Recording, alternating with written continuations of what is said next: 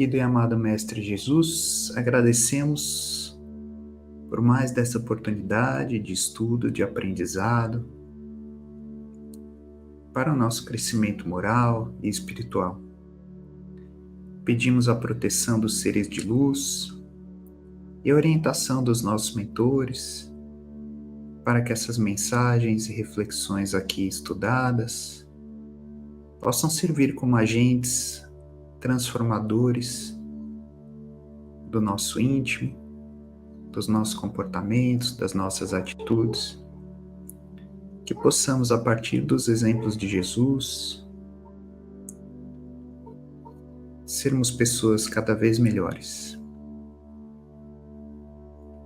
Dessa forma,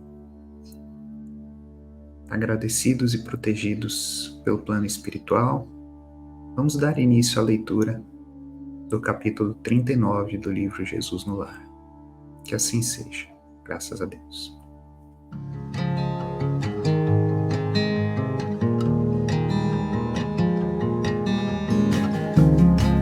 O poder das trevas. Centralizando-se a palestra no estudo das tentações, contou Jesus sorridente. Um valoroso servidor do Pai movimentava-se radiante em populosa cidade de pecadores, com tamanho devotamento à fé e à caridade que os espíritos do mal se impacientaram em contemplando tanta abnegação e desprendimento. Depois de lhe armarem os mais perigosos laços, sem resultado, enviaram um representante ao gênio das trevas, a fim de ouvi-lo a respeito. Um companheiro de consciência da sombra recebeu a incumbência e partiu. O grande adversário escutou o caso atenciosamente e recomendou ao irmão menor que apresentasse sugestões. O subordinado falou com ênfase. Não poderíamos despojá-lo de todos os bens? Isto não, disse o perverso orientador. Para um servo dessa têmpera, a perda dos recursos materiais é libertação. Encontraria, assim, 1000 meios diferentes para aumentar suas contribuições à humanidade. Então lhe castigaremos a família, dispersando-a e constrangendo-lhe os filhos a enchê-lo de insultos e ingratidão, aventou o pequeno perturbador, reticencioso. O perseguidor maior, no entanto, emitiu gargalhada franca e objetou: não vês que desse modo se integraria facilmente com a família total, que é a multidão? O embaixador, desapontado, acentuou: será talvez conveniente lhe flagelemos o corpo? Crivá-lo de feridas e aflições? Nada disso, acrescentou o gênio. Ele acharia meios de afervorar-se na confiança e aproveitaria o ensejo para provocar a renovação íntima de muita gente, pelo exercício da paciência e da serenidade na dor. Movimentaremos a calúnia, a suspeita e o ódio gratuito de outros contra ele, clamou o emissário. Para quê? Tornou o espírito das sombras. Transformaria-se num mártir redentor de muitos. Valeria de toda a perseguição para melhor engrandecer-se diante do céu. Exasperado agora, o irmão menor alegou: será enfim mais aconselhável que o assassinemos sem piedade? Que dizes? Redarguiu a inteligência perversa. A morte lhe seria a mais doce bênção por reconduzi-lo às claridades do paraíso. E vendo que o aprendiz vencido se calava, humilde, o adversário maior fez expressivo movimento de olhos e aconselhou: não sejas tolo. Volta e diz a esse homem que ele é um zero na criação, que não passa de mesquinho verme desconhecido. Impõe-lhe o conhecimento da própria pequenez, a fim de que jamais se engrandeça, e verás. O enviado regressou satisfeito e pôs em prática o método recebido. Rodeou o valente servidor com pensamentos de desvalia acerca de sua pretendida insignificância e desfechou-lhe perguntas mentais como essas: como te atreves a admitir algum valor em tuas obras destinadas ao pó? Não te sentes simples joguete de paixões inferiores da carne? Não te envergonhas da animalidade que trazes no ser? Que pode um grão de areia perdido no deserto? Não te reconheces na posição de obscuro fragmento de lama? O valoroso colaborador interrompeu as atividades que lhe diziam respeito e, depois de escutar longamente as perigosas insinuações, esqueceu que a oliveira frondosa começa no broto frágil e deitou-se, desalentado, no leito do desânimo e da humilhação, para despertar somente na hora em que a morte lhe descortinava o infinito da vida. Silenciou Jesus, contemplando a noite calma. Simão Pedro pronunciou uma prece sentida, e os apóstolos, em companhia dos demais, se despediram nessa noite, pensativos e espantadiços.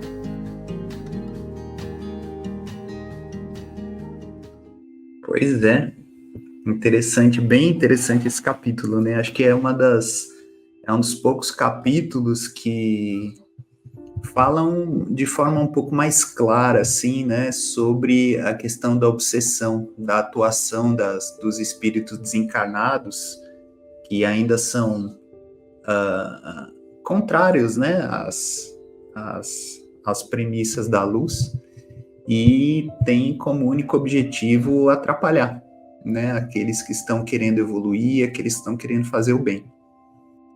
E Jesus traz isso, né, de uma maneira bastante clara e direta para os apóstolos, que eles até ficam espantados. E a mensagem, ela é muito clara. Nada que vem de fora pode atrapalhar aquela pessoa que está imbuída, que está focada no bem, né, no crescimento, na luz. Qualquer tipo de agente externo que venha a atrapalhar o corpo, que venha atrapalhar as finanças, que venha atrapalhar a relação familiar, ela pode prejudicar um trabalho do bem, um trabalho de luz. Mas a única coisa que efetivamente pode fazer isso é a própria percepção íntima, né, ou percepção interna de quem somos nós, para que nós estamos aqui, o que nós estamos fazendo. Então, o livro deixa aqui bastante claro, né, que o aprendiz ali, né, das trevas sugeria uma série de atividades que pudessem prejudicar a obra dessa pessoa, né, desse senhor aí, no bem.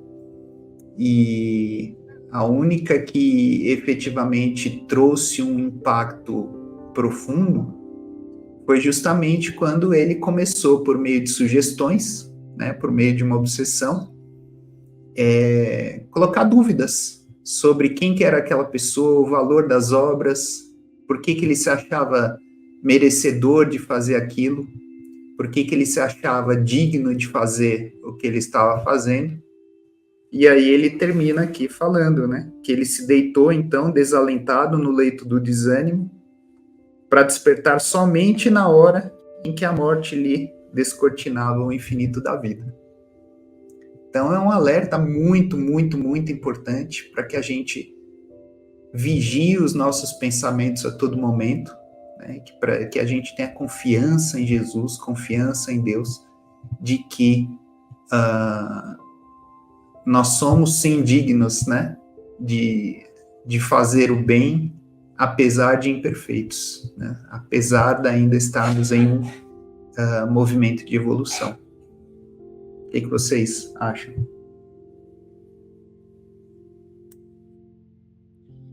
Apesar de já teres falado a quase tudo, também à volta ao termo do texto, vê-se quantos a gente pode cair, como é fácil a gente cair.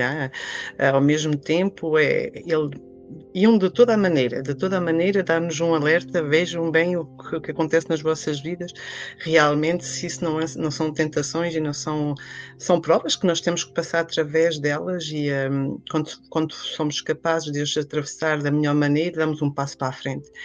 E realmente mostra a escolha que nós fizemos. A gente deixa ouvir as vozes que vêm de fora, ou ouvimos a nossa voz, acreditamos na gente ou acreditamos naquilo que nos dizem de fora.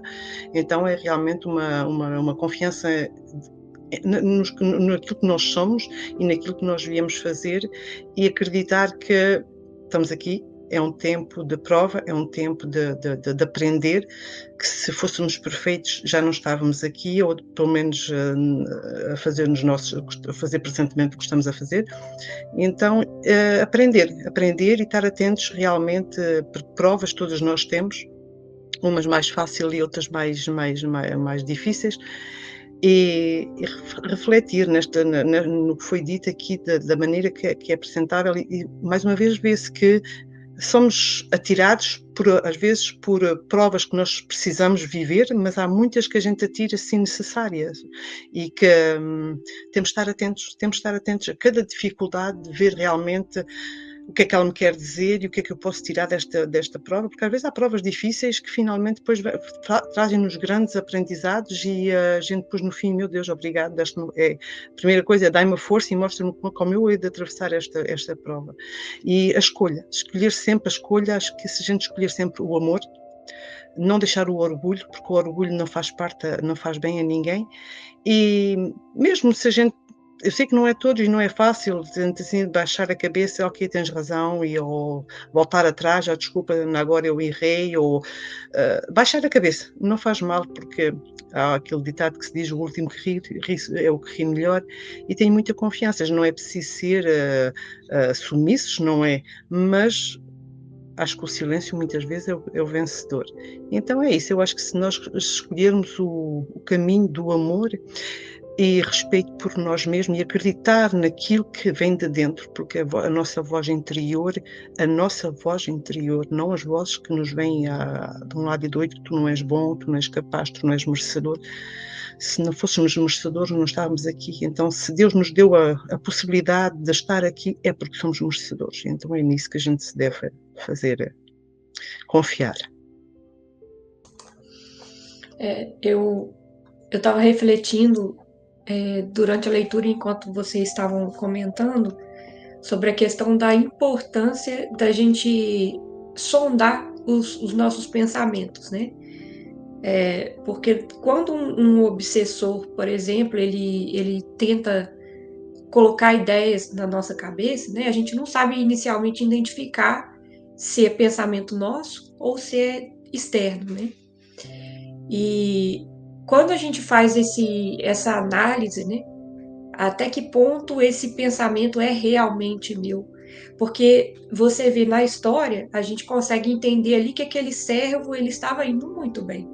Era um servo que estava tão forte no sentido espiritual, né, de que nada externo conseguiria abatê-lo, né? Nem a dificuldade financeira, problema com a família, problema com a saúde. Então, o que viesse de fora não o afetaria, porque ele estava muito certo da fé, da força, né, dele ali. E aí, quando vem o obsessor e começa a plantar os sentimentos de incapacidade, de, de quem é você, né? Digamos, o popular, quem é você no jogo do bicho, né? Quando vem esse tipo de pensamento, né? Ele acabou entrando naquela frequência, naquela energia, né? Do obsessor.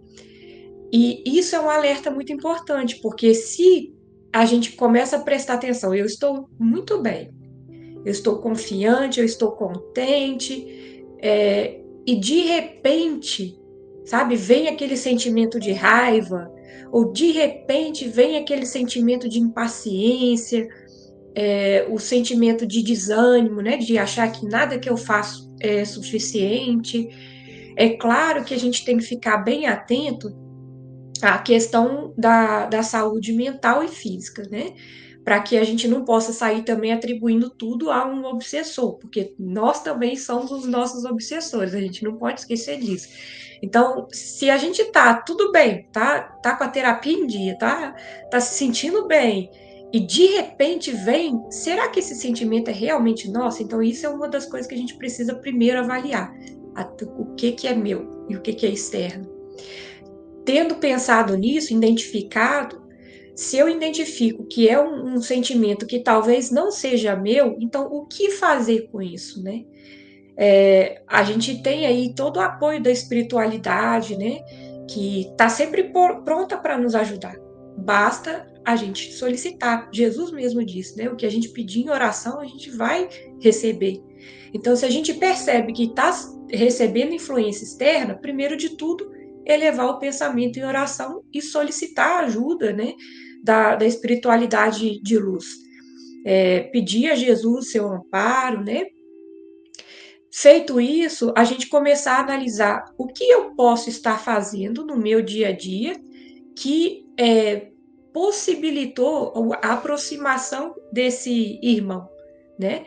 Porque a gente também não pode esquecer que os obsessores, né, eles também são nossos irmãos, também estão em processo evolutivo. Então, mais em sofrimento do que a gente, mas também no caminho de evolução. Então, o que permitiu a aproximação desse irmão? Em algum momento eu dei aquela fraquejada, eu dei aquele molezinho ali. Então, como que eu vou melhorar, evitar, me proteger mais? Então, sempre se apegar à oração. E se a gente, por um acaso, percebe que esse sentimento não foi externo, é sentimento nosso, às vezes a gente tem esse sentimento de inferioridade, né? Principalmente quando a gente começa no desenvolvimento espiritual, a gente vê tantos irmãos, às vezes, recebendo mensagens tão bonitas, tanto pela psicografia, pela psicofonia, ou outros meios, né, de mediunidade, e às vezes a gente fica se perguntando, poxa, mas por que eu não consigo? O que tem de errado? Por que eu não me lembro do meu trabalho em desdobramento? Por que eu não estou conseguindo receber nenhuma mensagem da espiritualidade? E aí a gente começa a se sentir inferior, sem perceber que cada um tem o seu tempo, cada um tem a sua forma de trabalho, né? Então, se a gente percebe que esse sentimento é realmente nosso, não é externo, bom, também se apegar em oração. Pedir a ajuda da espiritualidade, como a Elizabeth mencionou, a questão da sabedoria, né? Ter a sabedoria de aprender com as situações, as lições, então a gente pode pedir também a sabedoria para lidar com esses sentimentos, identificar por que a gente está tendo ele, como tratar, como cuidar, e no caso de a gente perceber que precisa de auxílio também externo de pessoas encarnadas, então comunicar, conversar com nossos irmãos, né? Olha, tô me sentindo assim, você pode me dar um conselho, às vezes procurar ajuda também profissional, né, para se sentir mais capaz, mais valorizado. Então, a gente tem os meios para fazer.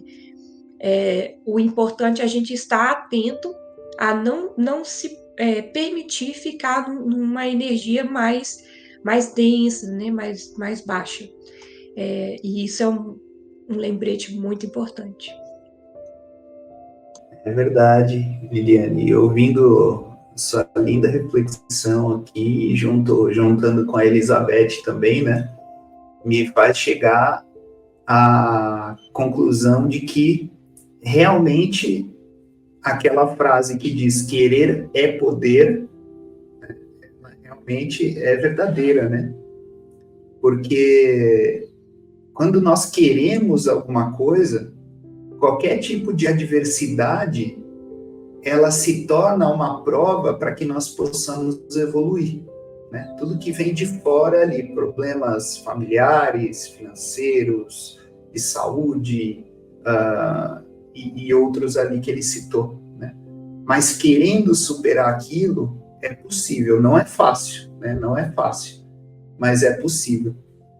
Mas a partir do momento em que se coloca em dúvida, né, o porquê daquilo, por que é necessário fazer aquilo, será que o que eu estou fazendo está gerando alguma transformação, algum impacto?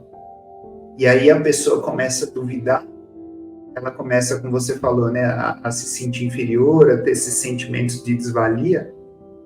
É aí que as energias começam a baixar e a pessoa ela se sente cada vez mais desanimada para superar aqueles desafios. Então, como a Elizabeth bem falou, né, manter a vibração sempre no amor, sempre elevada, nos ajuda a receber aquelas intuições de motivação também. Porque no final do dia, essa energia que nós precisamos para superar os nossos desafios, ela vem de dentro de nós. Nós podemos captar boas vibrações, podemos captar boas energias de espíritos de luz, de espíritos do bem, Mas o querer é poder. E a única pessoa que tem essa capacidade de querer somos nós mesmos, né? De querer transformar, de querer agir, de querer fazer. E a partir daí, a superação dos desafios começam a ficar mais reais, não necessariamente fáceis, mas ao invés de, como deu o exemplo aqui, né, de ficarmos na cama, né, e despertarmos somente na hora da morte, precisamos querer, né, transformar agora. E é aí que o espiritismo, é aí que os espíritos de luz, é aí que a religião, né, de forma geral, nos dá aquela força extra, nos dá aquele caminho para que nós consigamos manter o foco, manter a orientação no bem, no amor e na evolução. Acho que é isso. Muito lindo, bastante profundo esse capítulo. Queria agradecer vocês também pelas lindas palavras. Então tá bom, pessoal. Então vamos encerrando por aqui, agradecendo a vocês que nos assistiram. Esperamos que essas mensagens, esse estudo que nós estamos fazendo do livro Jesus no Lar, ele possa trazer inspiração, possa trazer bons pensamentos, possa trazer boas energias para todos que nos ouvem aqui. Pedimos para deixar o seu like, colocar aqui também nos comentários o que vocês acharam, as suas reflexões, os seus pensamentos. E seguimos no próximo capítulo com mais estudo desse livro que nos traz aí bastante luz, bastante energia positiva. Então fiquem com Deus, um abraço e até a próxima. Tchau, tchau.